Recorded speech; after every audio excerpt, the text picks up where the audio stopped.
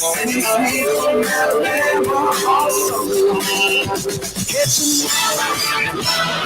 to experience the strongest radio allowable by law. Secrets will be revealed. Myths dispelled. From the studio gym where excuses never apply, it's Superhuman Radio with your host, Carl Lenore.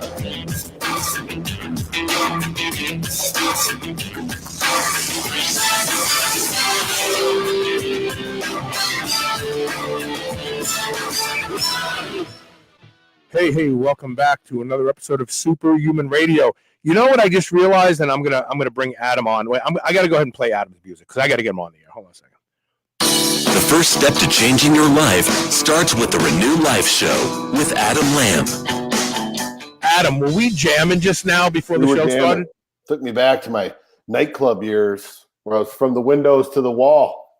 Do I not have the best mashups you've ever heard? Yeah, that's good. I was impressed. You might want to just scrap the whole talk stuff and just start jamming. I'm telling you, I have. Listen, I'm not lying when I tell you this. I have 5,000 of the tightest mashups you've ever heard in your life. One of a kind mashups. They're so good. They're good. I was jamming. I found it. So anyway, how you doing, man? I'm good. Oh, what am I doing? Well, I'm so sorry. Look at this. I am such a schmuck. Hold on a second. I forgot we're on video too. That's right. I had you off camera. I'm sorry about that. We need your face to balance me out anyway. Right. So this works out good. We could take it on the show, on the road. We could be Beauty and the Beast. That'd be the Beast. There you go. How you doing, brother? I'm good. You know, actually, I never get sick, and so I apologize if I'm a little congested. Last Thursday, I couldn't get out of bed. My wife even said, in knowing me 15 years, she's never seen me down from that, whether it was surgery, sick, partying back in those days. Like, no, I mean, I was done. I couldn't get out of bed. I don't know if I had the flu or something. Both my kids had something. It was nasty. So, but I feel good, but it's a reminder to be grateful when you feel good, right? Sometimes we don't, you feel good and then you're like, whatever. And then you get sick and you're like, oh my God, all I want is to feel good. Let's do something that we never do at the beginning of the show. Before we start talking about really, really, really interesting stuff here. Plug the website, renewliferx.com. We have a lot of listeners that are already working with you, and I get emails from people constantly. In fact, we have a message, if I find it in time before the end of the show, we're going to read it from a guy named Danny. But people go to the website. How do they actually interact with you if they want to? Yeah, so the best thing to do is to go to the website, and there's just a contact fill out your contact information to find out more. And myself or somebody will reach out to just talk to them and see where we can help out. And, and I can even, if someone specifically wants to work with me, they just make that request and I can take care of them and it's no problem. Yeah. And what your organization is shaping up into is truly an organization that doesn't just say it's unique for every patient, but really does the work. I mean, I know I'm going to say something and maybe I shouldn't say this, but I know that a lot of, probably the majority of your clients, they get a call every week from your organization, don't they? Yeah. So, one of our philosophies is that in order to give the best care, you have to be present, right? And so if someone says, here's your treatment, and it's the first time you're doing a treatment, for example, then you don't really know what you're doing. You don't know what to look for. You don't know what's working, what's not working. Maybe like, oh, wow, I got, a morning erection or like, oh, wow, I got to notice more libido or man, I noticed a little more grr in the gym. But if you're not really guided on the path, you may miss some of the things, whether it's good or bad, that could exist, right? And so what we do is our new clients, a lot of our clients come from other clinics because they are looking, like they know that there's maybe something else out there that they're not receiving for the same cost care benefit, right? It's all the same. Like you can get a burger at this place or this place, but if the service is great and the burger's better and everything, I'm going to go to that place, right? And so, but there are people that have never done it before and they're scared, and it took something to get them to reach out to us. It was like, I feel comfortable actually taking this step, and so we want to guide them through. So like we have I just had an email from a client just confirming received delivery. And so what we'll do is we schedule a call with one of our consultants to Got this? Yep. Understand the directions, understand this, great. And then every week we talk. How you doing? How you feeling? How you sleeping? How's your mood? Have you noticed anything from a confidence standpoint? How's your decision making? You know why that's so critically important? You know why that's so critically important? Because people feel things, but they don't want to have to take the time to make the phone call, find the number, sit down and say, you know, I know I just started this therapy. Is this normal? Is this normal? And they push it to the back. They don't do it. Then something else, then they start wondering more and they start becoming, and they think, you know what, this isn't really for me. By you reaching out to them, I bet a lot of people say, you know, I was thinking of calling you when you reach out to them. Oh, yeah. The people love the follow-up. And I think it's the other side of it too is I'm nuts about accountability, right? And so if I got to ask you, Carl, how you doing? And you're like, man, I haven't taken my HCG in 4 weeks and this is happening. Maybe it's a result of it, or maybe you skipped your anti-estrogen or you've been traveling. Like, you know, and we want to help troubleshoot because what I explain to clients is like, we've worked, you know, I've been doing this for around 10 years and I've worked with almost 10,000 people I've talked to. I've heard their stories. I've seen their blood work. I've heard about how it's changed their life. You know, like I've heard about how that's an amazing perspective. Right. And that's why I'm saying, so like when it comes to like that ear to the rail, you know, even like we've talked about having like our medical director or one of other physicians on the show, and they're like, dude, we don't bring the value that you bring because you're the client's earpiece, right? Like they understand the blood work, and you know we understand what those kind of fits in those slots. But the most important thing, you know, and that's our philosophy is, are you healthy, and how do you feel? The rest of the stuff doesn't matter too much, right? If you feel great and your blood work is good, you're healthy. Like and healthy blood work isn't about where your testosterone level is. It's about overall in general. Are you healthy, right? And so, and so those are our main philosophies. So if you feel great and you're healthy, you're in a good spot, right? And since you invoked the word testosterone, we're going to talk about testosterone today, because there are new suggested guidelines for what is considered a hypogonadal man, and we're going to talk about that. We're going to talk about some trending, but I need to say this about testosterone for a second. So testosterone has become a lightning rod. It's unfairly demonized. There's so much so that I know clinics recently that have taken testosterone off their menu just because they don't want the extra scrutiny of the authorities having jurisdiction.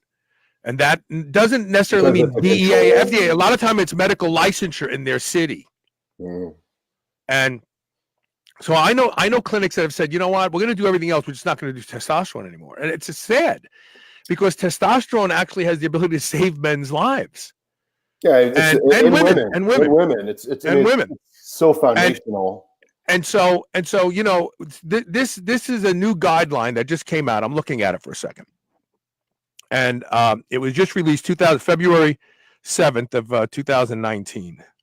And it's a multi-centered a piece done by a variety of hospitals around the globe.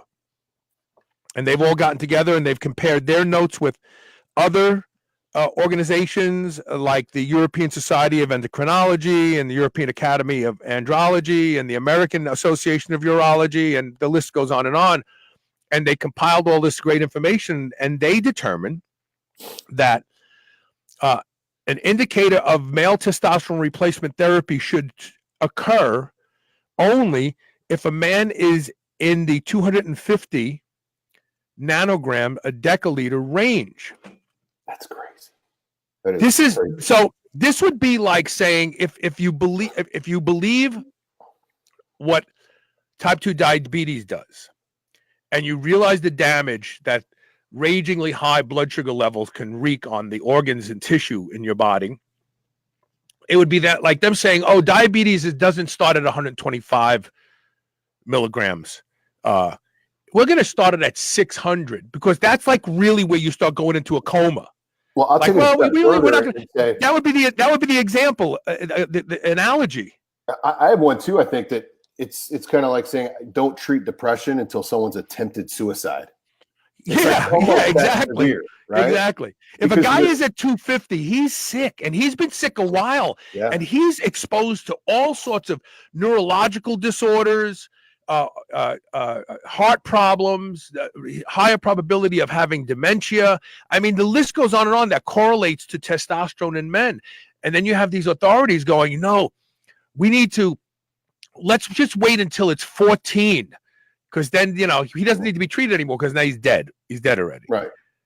It's terrible. It's like, let's get the men and women to be equal on the testosterone level. Like it's almost like that would be an analogy as well to go to it. I mean, for us, what we see, the men that come over to testosterone is in that range are, you're talking, they're our biggest advocates, right? We change their lives massively, and from an improvement standpoint, like they don't realize, it's some of the feedback that I get, and there's probably a couple guys I can think of that will come from your show that were in that low range, and it's a total reversal of life. A lot of the guys, at the end of the day, like I said earlier, how do you feel and are you healthy, right?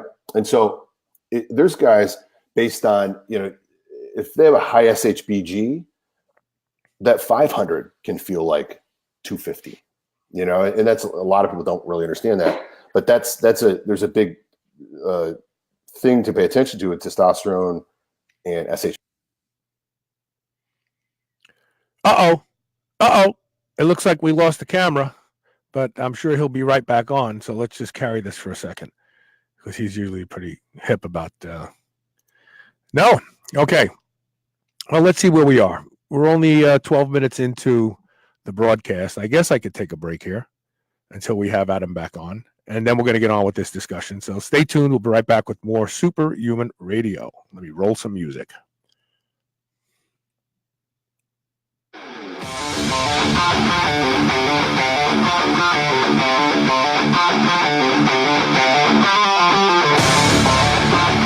There are a few products that I believe in the way I believe in Can-C eye drops. I've been using Can-C for 6 months now, and the changes in my vision are nothing short of amazing. Wow, that's an old commercial. The truth is, I've been using Can-C eye drops for 11 years now, and I credit Can-C eye drops as being the reason that I do not need reading glasses at 58 years old. Can-C eye drops improves the quality and health of your eyes indefinitely. That's why I both use and endorse Can-C eye drops. Go to wisechoicemedicine.com and learn about how Can-C eye drops can improve the health of your eyes and the quality of your vision today.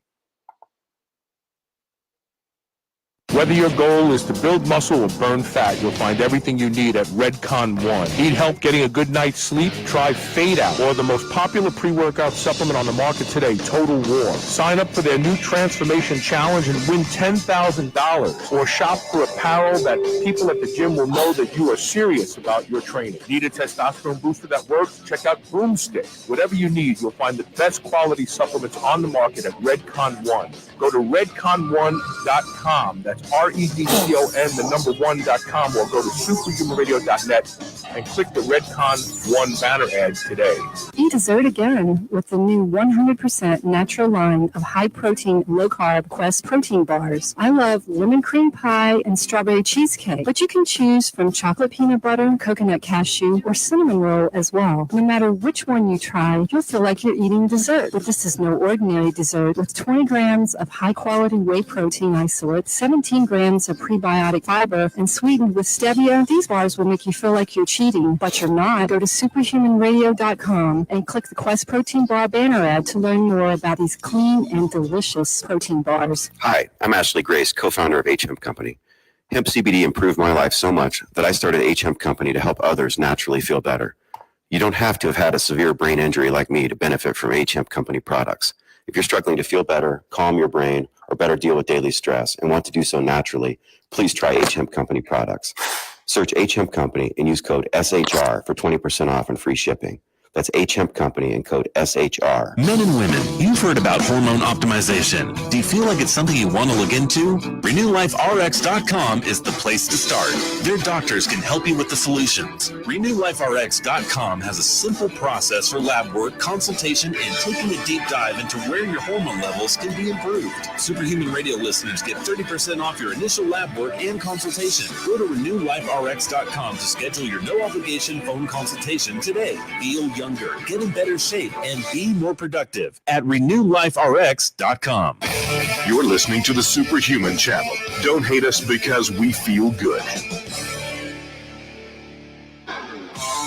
Welcome back. We lost you there, but that's okay. It's easy to pick up very, very quickly here. Let me get the right mouse in my hand here. Turn that back on. We actually have a question from Diego Paparella. If I could find the button to press to get it to show up there. There it is. So he says, I deal with at least 5 to 7 guys a day who come to see me with type 2 diabetes, and every single one of them has low testosterone. So is it the chicken or the egg situation?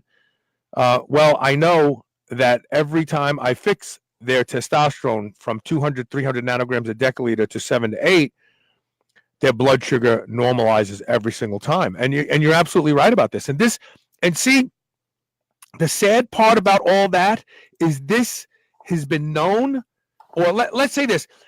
I'm going to use the word observed instead of known, because we're seeing in today's climate of double speak and the exact meanings of words being misinterpreted. I don't think that they know it, because to know it, you have to observe it, but then you have to accept it. Like, okay, I believe that, or I don't believe that, but you have to let it in the gate. And I think what a lot of doctors do today is they've heard these studies, but they don't take a second to learn more about them. They dismiss them, so they don't really know it. They've just observed it. But there's no. We've known this for a long time, that you normalize a guy's testosterone, his type 2 diabetes goes away. Right, and I think that it's just they don't understand it. There's not a tremendous amount of current studies being done, because, as we know, there isn't a ton of money in testosterone, so ends up off to the wayside. Unfortunately, there's a ton of money in type 2 diabetes medicine. So so this is something else I wanted to bring to the fore. By the way, I chew gum during the show, and now that I do video, I just saw myself chewing. I thought, I can't do that anymore. So when you look at testosterone, 20 years ago, when I really started paying attention to this kind of stuff, the low for hypogonadism was 420. Now, why would it change? I mean, either like in other words, blood sugar doesn't change from generation to generation, right? They don't say, diabetes starts at 125 milligrams, but back in the day it used to start at 85. No, but why does the target for what is considered hypogonadal in men changing? And that's because we get these numbers by doing these large-scale studies where we just look at a massive number of people. 6,000 men. Okay, here's what we found. The normal was, the mean, what's the low, what's not. We're going to use that. But the problem is they don't take into account that there's a higher saturation or population of sick men already being put into those numbers. So we're seeing the sick men dragging the what is low down further, because the medical orthodoxies go, well, his testosterone is 250. Maybe he feels like crap, but he's not dead. So I guess it's okay down there. And nobody's paying attention to this. But here's a Zoloft, and it's something else to treat your depression. And here's a Viagra to help for the sexual performance. Right. Yeah. Right. I think that too. Sometimes, in my experience with a lot of physicians, they're just a little scared because they don't know a ton about it. They haven't done it themselves.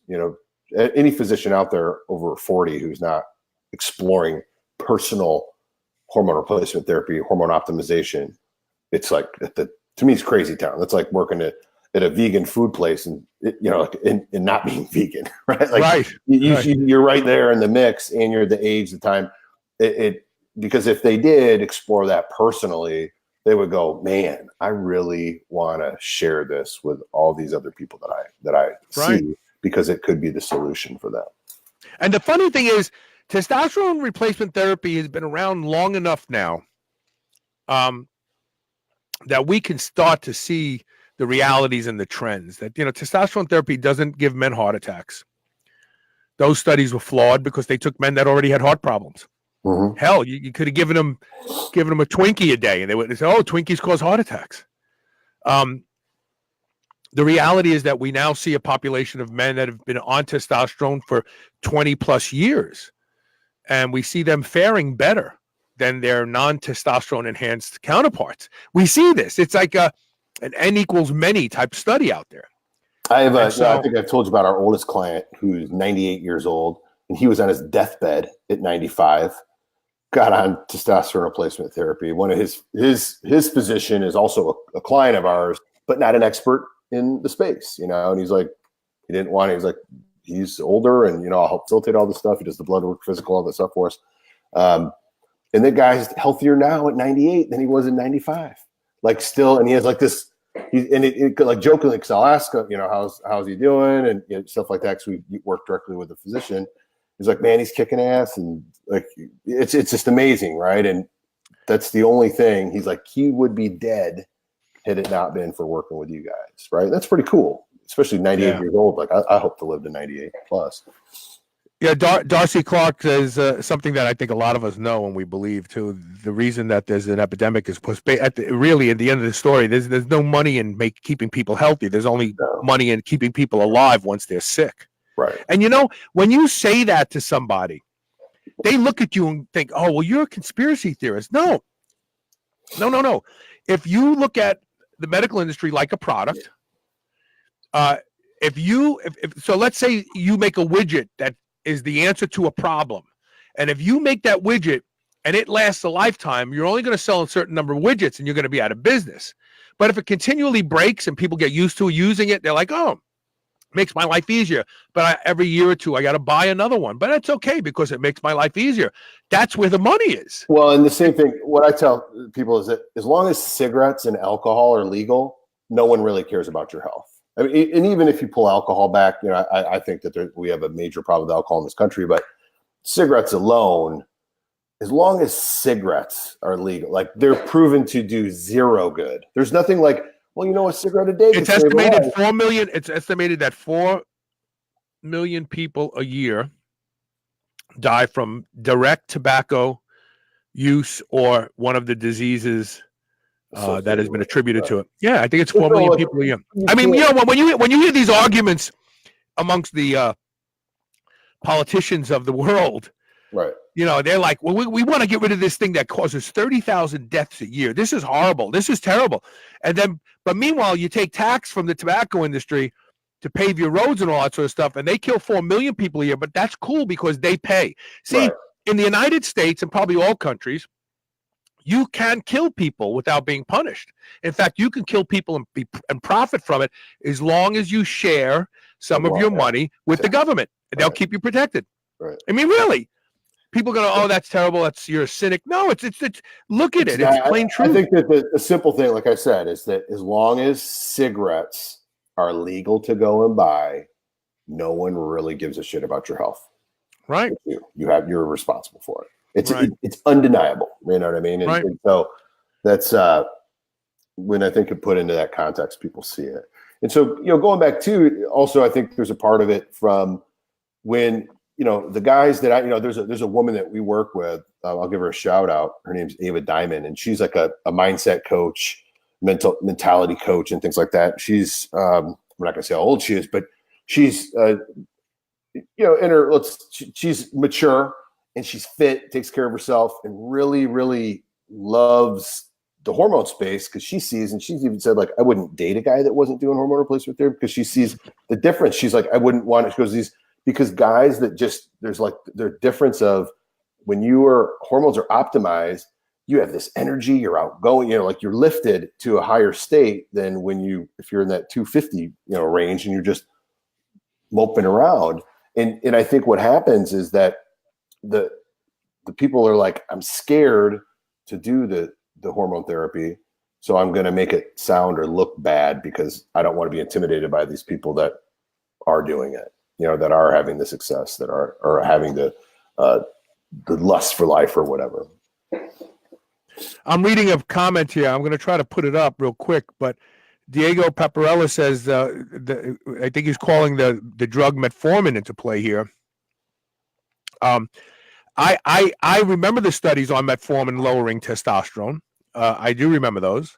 They were early on, and they've been since forgotten by you know, there's a portion of the population that believes if you're on HRT, take metformin too, because you don't have to worry about the testosterone lowering effects. But believe me, if it affects testosterone, it affects the rest of the systems that are related to sex hormones. I predict they're going to find out years from now that taking metformin causes less of the testosterone's affinity for the receptor. I'll bet anything that they're going to find that out. And so, look, metformin.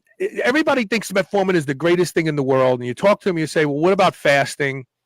Yeah, it does some of the things, but metformin you can still eat and get the same benefits. No, you can't fool your body. I know you think you are, but the body is so smart that you think you're fooling it because something else is being sacrificed instead because of what you're making the body do. Case in point, go get liposuction. Guess what happens when you get liposuction? New fat pops up inside the rib cage where you can't get to it anymore. The body is so intelligent that it knows I need that fat. Where can I put it where this asshole won't get it next time? Right. Oh, I know. I was just saying to a client earlier this morning that the body's survival is number one. The body doesn't give a shit about your agenda. They don't care about you want to get 6-pack abs or you lower calories or put yourself through strenuous exercise. The body wants survival, right, over some of the things that we may exteriorly want to obtain. This is true, too. I wanted to just make this comment, and then we're going to get back on. Darcy Clark says, but luckily there are very brave and progressive doctors and practitioners out there. And this is actually true. And this speaks to something that those of you who've been listening to me for a long time know. For the past probably 7 or 8 years, at least from around the time where I started to read the book by oh God, I'm going to forget his name. But anyway, when I started to look at anthropology closer, and I started to see what selection pressures were. Selection pressures changed. Sometimes they were weather. Sometimes they were lack of food. Sometimes they were viruses, plagues. And now the new selection pressure is where you get your information from. Mm. And this speaks to what Darcy's saying, that we have good practitioners out there carrying the word. We have people, and I'd like to think you and I are in that group that are trying to get the word out. We're not trying to change your mind. We're trying to give you information that you ultimately can process, and whether you change your mind is up to you. I don't care. Right. But the reality is that where you get your information from is the new selection pressure, because if you're believing this group over here that having popcorn before going to sleep at night is actually a good snack for the kids, they're not going to be here 300 years from now, because their children won't have children, and then that'll just erase them from the gene pool. And what we are seeing right now is a thinning of the herd, but instead of it being a plague that's killing 40 million people in one swipe, it's a slower plague where there's going to be a thinning of the herd. And actually, and I know people are going to have... There's going to be a divide of the herd. The stupid people, yes.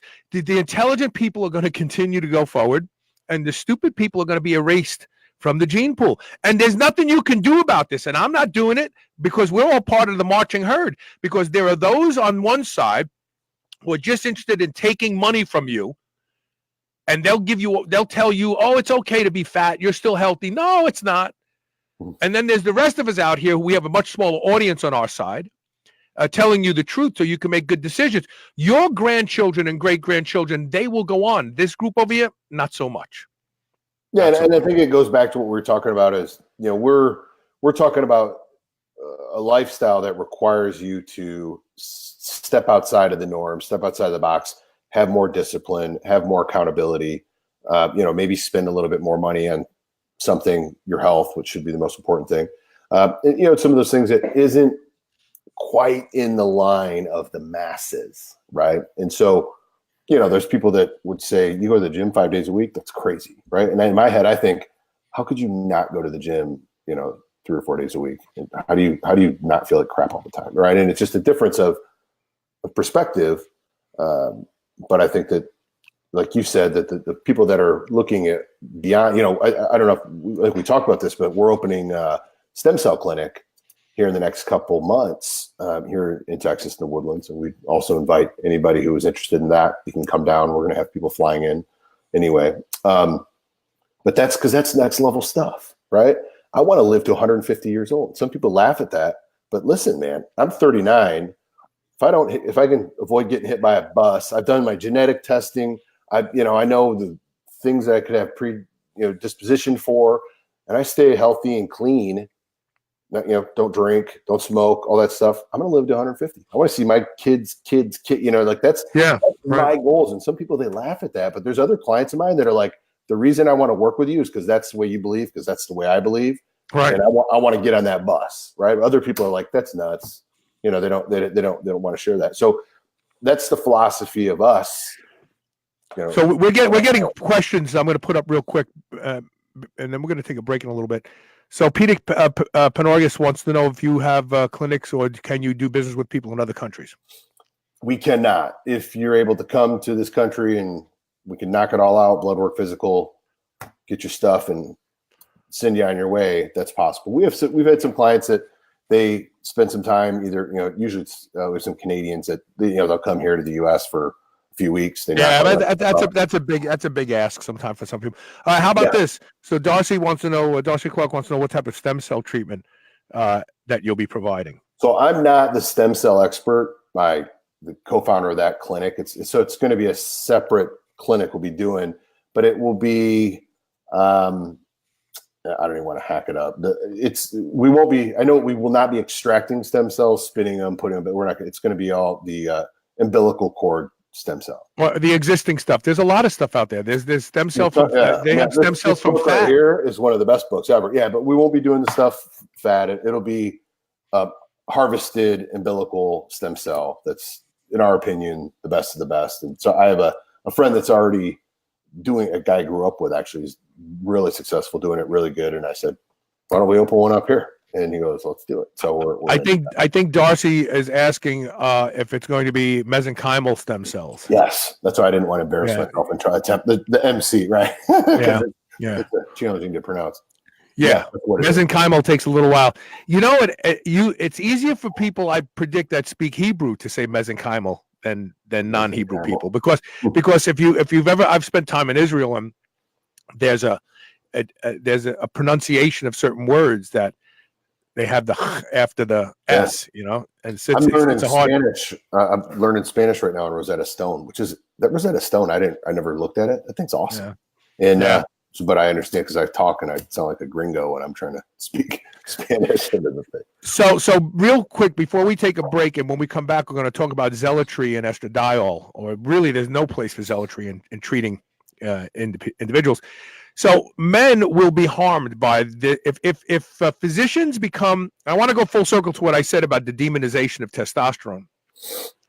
So right now there are physicians out there who will go exclusively by the book, and their patients will come in and they go, I feel horrible, I feel this, I feel that, and they'll check their testosterone, it's 280, and they'll say, no, your testosterone's fine. Because that's what they say. They don't say your testosterone's close to the low end. They don't say when you call, say, how's my blood sugar, doc? Fine. How's my blood pressure? It's fine. How's my cholesterol, doc? It's fine. They have these parameters in their head, but anything in that scope of parameter, that's fine. No need to have a discussion with the patient. So, there's a lot of guys that are going to be inappropriately misdiagnosed who probably felt horrible when they hit 400 nanograms a deciliter. Mm-hmm. And now they're at 280, and their doctors go, no, it's not that, but I can give you, I can give you Xanax for the anxiety, and we'll give you a little metformin for the type 2 diabetes and all that sort of stuff. Yeah, I think it's just fear. Think of it as fear, right? Like in most situations when people are trying to avoid something, it's fear. It's why they won't. I've had a lot of clients.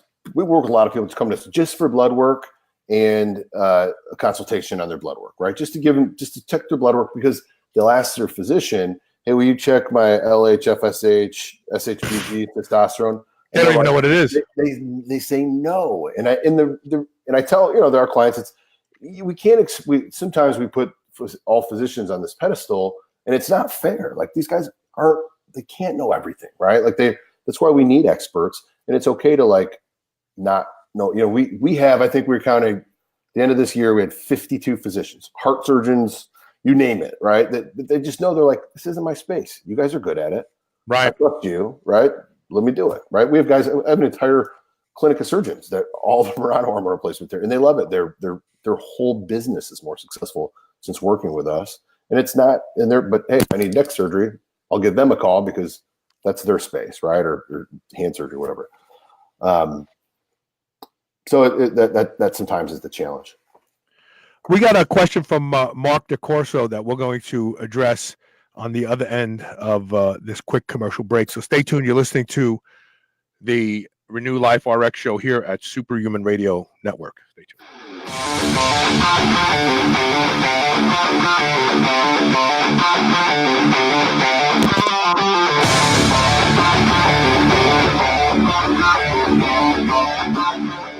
For the past 4 months, I've been keeping a secret. Every night at bedtime, I tape my mouth shut with Somnifix strips. That's right, and here's why. Whether you snore or not, at some point in the night, almost all of us start breathing through our mouth. Since I've started using Somnifix strips, I've noticed that I sleep deeper and have seen improvements in my health, fitness, and cognitive function. That's because nose breathing activates the parasympathetic nervous system and improves nitric oxide production. And that leads to improved sleep immunity, carbon dioxide, oxygen exchange, and much more. Oh, and if you do snore, it'll help you stop snoring. Try Somnifix risk-free. Go to somnifix.com/SHR. Get a free trial pack of Somnifix strips today.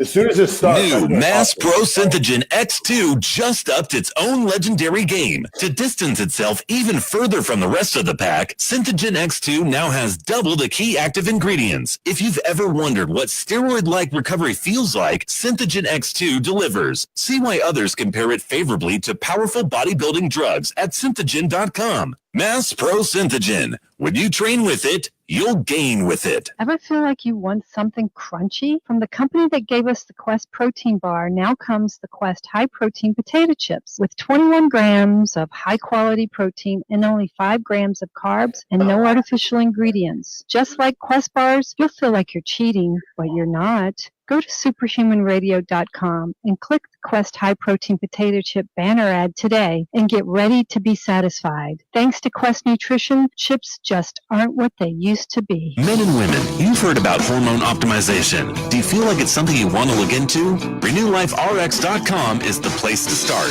Their doctors can help you with the solutions. RenewLifeRx.com has a simple process for lab work, consultation, and taking a deep dive into where your hormone levels can turn the lights on.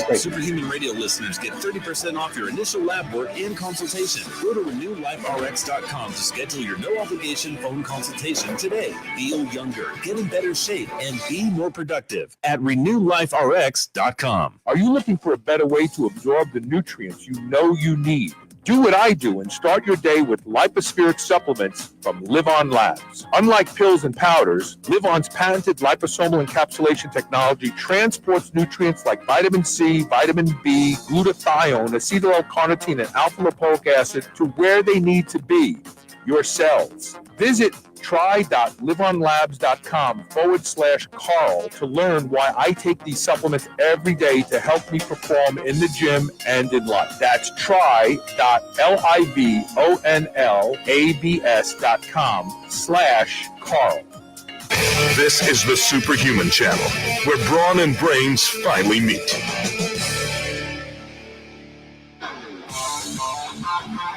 Welcome back. We have a question. Actually, we have 2 questions. You and I will answer one of them, and then you'll answer the other one by yourself. Okay.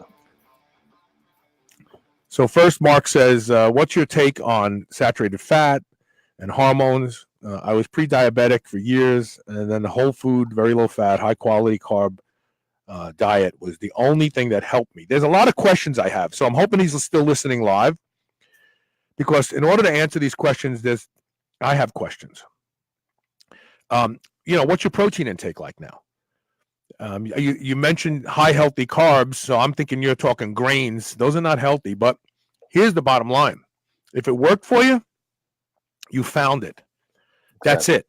So don't no matter what I think. Now, you did ask you added at the beginning of the question, what's your take on fats and hormones, but you never mentioned how are your hormones now that you're eating this way. I'm assuming that maybe you're concerned about them because you're not getting any saturated fat. What do you think? I think that it's about balance, but like you said, the most important thing that, like you said, is there is no, and this spills over into the hormone conversation. There is no one way to do it all. You can do carnivore diet, you can be vegan, you could pick whatever you want. If it works for you and you're healthy and you're happy, that's what works best for you. And I think that sometimes, because there's so many variables, like we talked about too, different studies of testosterone or estrogen or whatever might be out there. There's, in this situation, maybe he also started going to the gym and did this, and like, what are the other things that happened in life? You know what I mean? Like, you can start eating more, I have your fats, low carbs and things like that. But so he really is eating good carbs. Well, I would argue with the legumes, but sweet potato is magic. Sweet potato yams are magic. And the truth of the potatoes in general, you can get red potatoes. They have a little more amylopectin than amylase. Than amylose, I'm sorry. And so they digest slower. He also says TRT, his test is 900. God bless you. That's a good place to be. Yeah. So, and now if you're asking me, could your test be higher without TRT if you had saturated fat in your diet? Absolutely, because you need cholesterol to build all the parental sex hormones, progesterone, pregnenolone, so on. But you don't need to worry about that. He's saying he's at 900 on TRT. On TRT, that's a good place to be. That's a really good place to be. I like that. I like that. He also says, let's see here. We're having a conversation this way. I'm always confused as diabetes is a buildup of fatty acids. No, diabetes is a buildup of fatty acids is the argument that the vegans make for not eating meat. That was the whole premise of forks over knives. That was the whole premise of forks over knives. That fat causes insulin resistance. That's the furthest thing from the truth. And when you look at the studies that some of those guys did or used to come to that, you realize that the holes in the whole discussion. Mm-hmm. Here. So he says too much saturated fat if you have familial hypo. So there's no real such thing as familial hypocholesterolemia or even a propensity to diabetes. And now people are going to say, oh, but my father had it, my grandfather had it, No. Here's the deal. All those people that you're going to cite that also had diabetes or had hypercholesteremia, they ate the same diet that you're eating. Because your great-grandmother taught your grandmother, your great-grandmother told your grandmother taught your mother. So when we look at this thing about the familial it's the familial diet's propensity to cause these diseases. Yeah. So if you change your diet, you find out, and I use this analogy about genetics. Geneticists probably get pissed off, but if a man jumps in the ocean and takes a deep breath, he drowns. Right? Right. You and I would say, don't do that. A geneticist would say, if we could just figure out the genes that would allow him to breathe water, we could fix this problem. No, you just don't jump in the ocean and inhale water. That's it. It's an easier way than redesigning everything. So it's not the genetics, it's the environment. And in the environment, I'm talking about what they learn to eat and cook. That's what passes the familial propensity to certain disorders down. Yeah, and I think that from things we see too, I think that there's people with some hereditarily higher cholesterol readings, but to your point, that's not all of it, right? It's like that, like when someone says they're big bone, right? Well, kind of, you might have a bigger bone structure, but there's another side of that conversation. But again, it's what you put in the engine that causes the exhaust, right? If you put kerosene, you get really a billowing smoke out of your exhaust. But if the engine, right? But if you put, what's it called? A different type of fuel in the engine, and the engine isn't good at processing that fuel, you may have also, air filter issues and things like that too, right? And so, and that just comes from, like I just did, and we'll save that for maybe the next time. I just did that 23andMe. I did a ton of genetic testing and those kind of things which is really cool, really interesting. But, there's stuff just like we talk about medications, foods, like the topic, there's certain things that aren't good for your body because of who you are, what you're used to. Like my body processes caffeine faster than most people, right? So Right.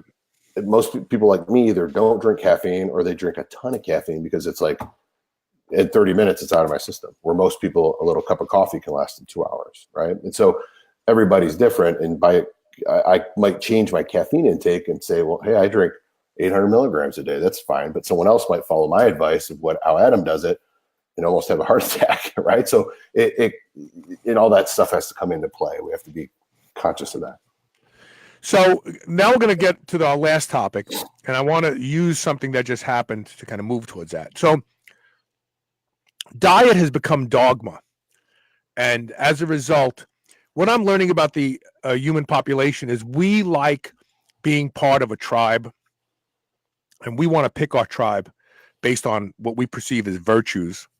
And so more people are interested in certain diets, not because it's actually a better outcome for their health and body and it's going to make them live longer, but because they're part of that tribe. Well, it's about the vegan diet. Oh, I'm a carnivore. And part of the issue with one of the earlier questions about, this is how I eat, I'm doing really well. Yeah, and you're not part of a tribe.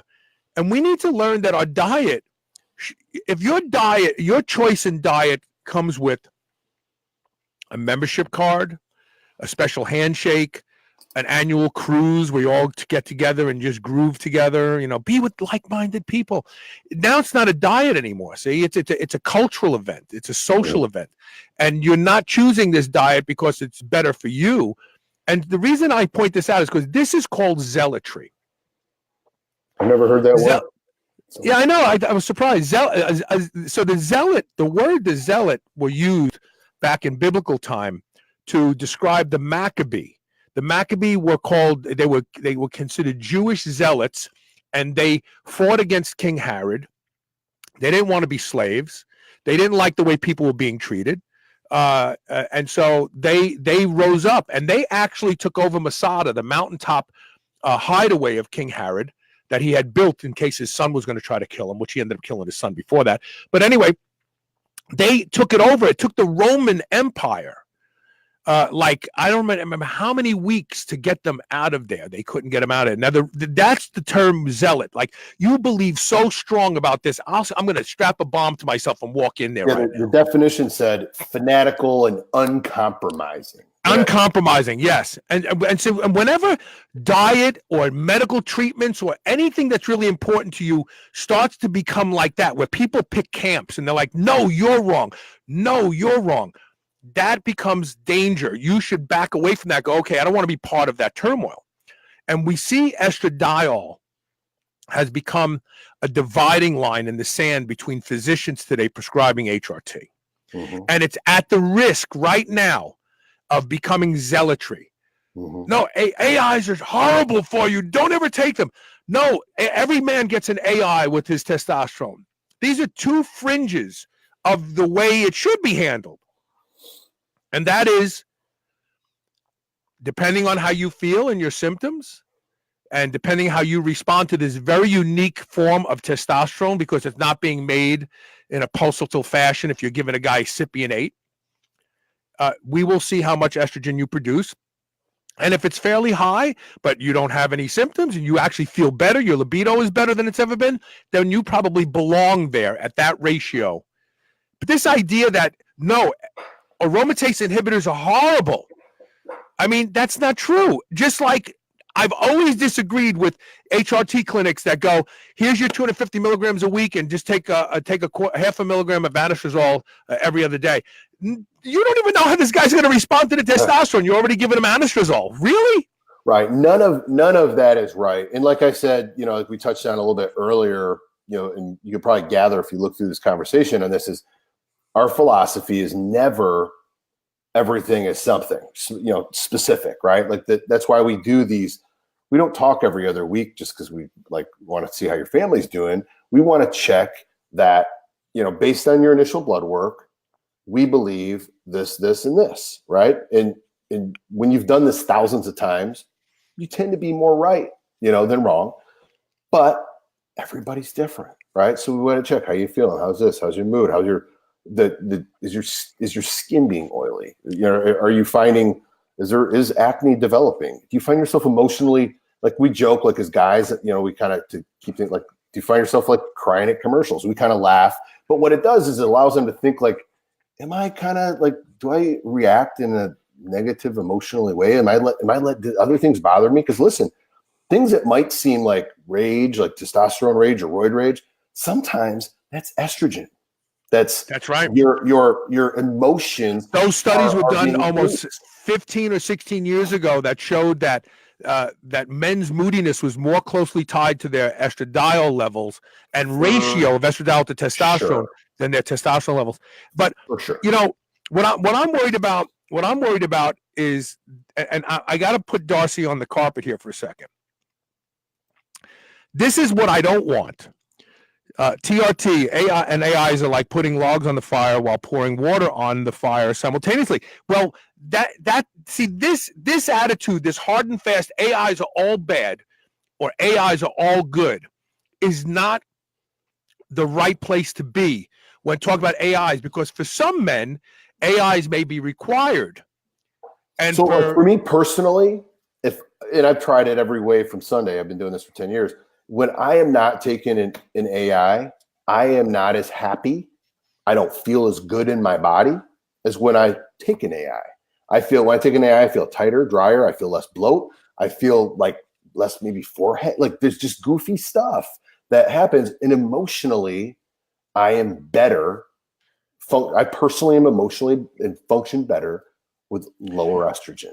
And then there's guys out there like me where I was on 2 grams of test, 1 gram of Deca, and 600 milligrams of Tren Nth a week for probably a year and a half to almost 2 years.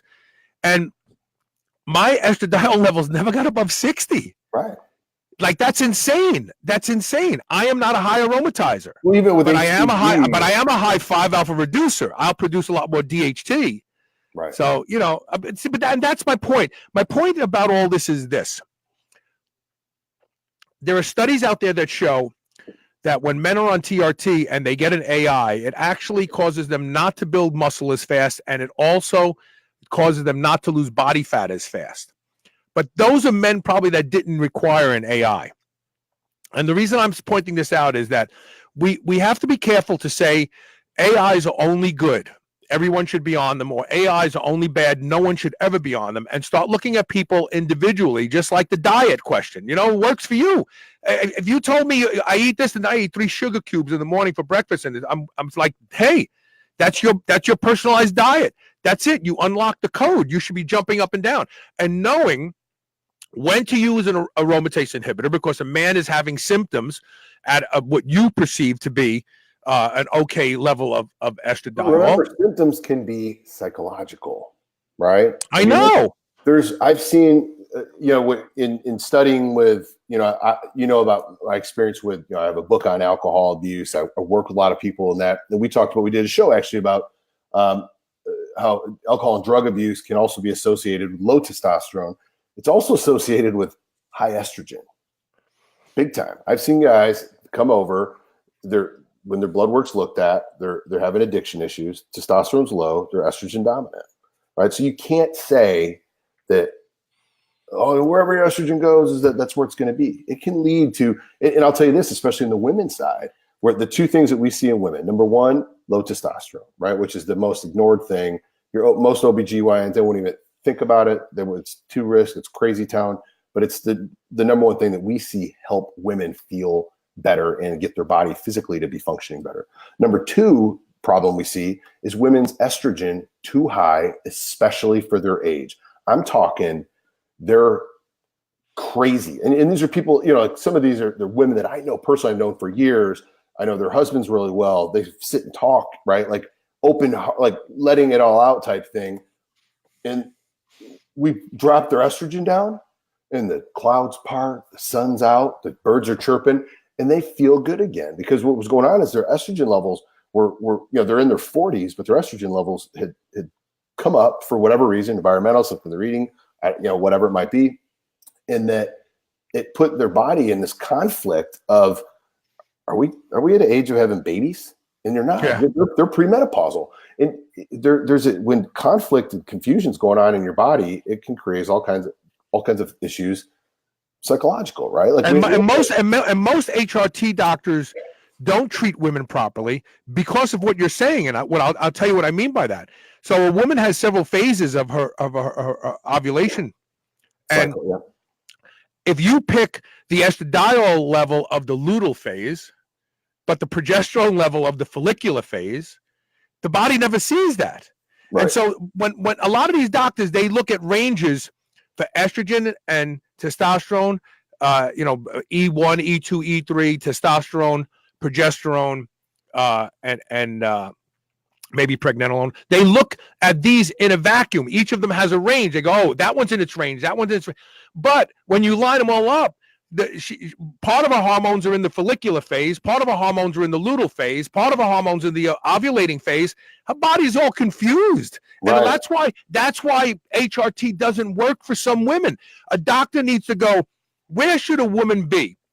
I say exactly the opposite of her period, because as she gets close to a period and as she comes out of a period, she doesn't feel good. But that bottom half of the circle where she spends a lot of time, and that's where she feels good. And that is where all the hormone levels should be attracted to fall into that groove. So her body is in sync and thinks, yes, I am in, I think it's the follicular phase that they like to be in, but I forget what it is. But anyway, that's the problem with women's hormone replacement therapy. Well, and I think that from what we see too is that a lot of times, testosterone being an upstream hormone, that we correct their testosterone, and like you said in that cycle, trying to line all these balls up so they fit this perfect thing, the body will actually do that on its own when you fix what may be the problem being testosterone, right? If their testosterone on the low side, and these are women that are going to the gym regularly, they're like, listen, if you're 40 pounds overweight and you eat like crap and you drink a bunch of sugar pop and you sit on the couch and watch junk all day long, it doesn't matter where your testosterone is. But if you have this like go get it for like life mentality, you're up, you're 100 miles an hour. I think of someone like my wife who's fit and awesome mom, professional, all those kind of things. If her testosterone drops, it's going to hurt, right? But when you fix that, and then when that hurts, some of the other things start getting off. But we see so many times women come to us and they're on pregnenolone and estrogen and progesterone and all these creams and patches and stuff, and they're still a mess. And then we have to go off 30 days so we can actually see what's going on inside of you, because like you said, they're trying to line all these things up. And they're like, let's just try testosterone on that for now. And then all of a sudden they're like, oh my gosh, it's the best of I've seen women take DHEA and never need another thing. Yeah. I remember a woman at my old gym, and she started going through menopause, and she was telling me, she wasn't feeling good. She had no energy. She was having hot flashes and stuff. And I said to her, you can buy DHEA and try it. It'll turn into both testosterone and estrogen. And she never needed anything else. That was, for all I know, she's still on the DHEA. So you're absolutely right. And to come full circle to close the show, and I want to put Darcy Clark's comment up there too, about talking about context. And he agrees, everybody gets to get the treatment that they deserve or that they need. And I agree with that. But I just want to come full circle and say, there is no place for zealotry in medicine. No. If somebody is protecting their position, they're not open to learn, and they want everyone to switch over to their position, think hard about following their advice. Think hard. Yeah, because, and I think that word that you use, the zealotry, like I said, I've never heard of it before. I've heard of like overzealous, but that's it. That's a derivative of that word. And so, but I think in researching the word, something I'm very passionate about, two enemies of your life will always be ego and pride. And guess what line up really good with that word, right? Because when you think you know it all, the ability to learn or have a perspective of possibly something outside of what you know is very limited, right? So you have to be open-minded. We're very open-minded on things like like peptides we talked about, we're bringing a whole slew of peptides out, but we spent the last 9-10 months with our kind of inner circle physicians, clients have been with us a long time, doing different peptide stuff, seeing the results, so that we can go, okay, yes, yes, yes, yes. You know what I mean? So we can offer that to our clients. But I think that anyone that's just like, well, I read the study and no way, don't do it. Like I don't know that that's the best way to do it. No, I agree. Hey, by the way, I will be at the Arnold, and I'll be at the Redcon 1 booth all day Saturday. Oh, cool. So if anybody is going to be at the Arnold, and I would say come by and see me, but you'll have no choice once you get in that crowd and you start moving with the sea of bodies. You have no choice but to just continue on up and down the aisles.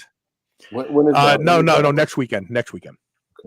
I haven't been the 28th through the 3rd, I believe it is. Yeah, when I was in Detroit, it was easy 3-hour drive to go down there for the weekend, and I haven't been in a while. Actually, I haven't been to the Olympia. So that was actually warmer for you going from Detroit to Columbus. For me, it's so cold up there compared to here in Kentucky. Right. I mean, for you, it's colder where you were. Coming down, you were like Arnold is such a. I think for those young people in the fitness kind of, like they're new to the game. It's a cool place. I mean, it doesn't get any better than that. I mean, it's the Super Bowl of that industry stuff. But I think when you're kind of been in, I've been to 10, 12 Arnolds in my life. Right. And I'm like, oh, the people, the smell, like you just, but it's such a cool event. And I think I was looking at old Facebook pictures I had of me going. I had like a picture with everybody.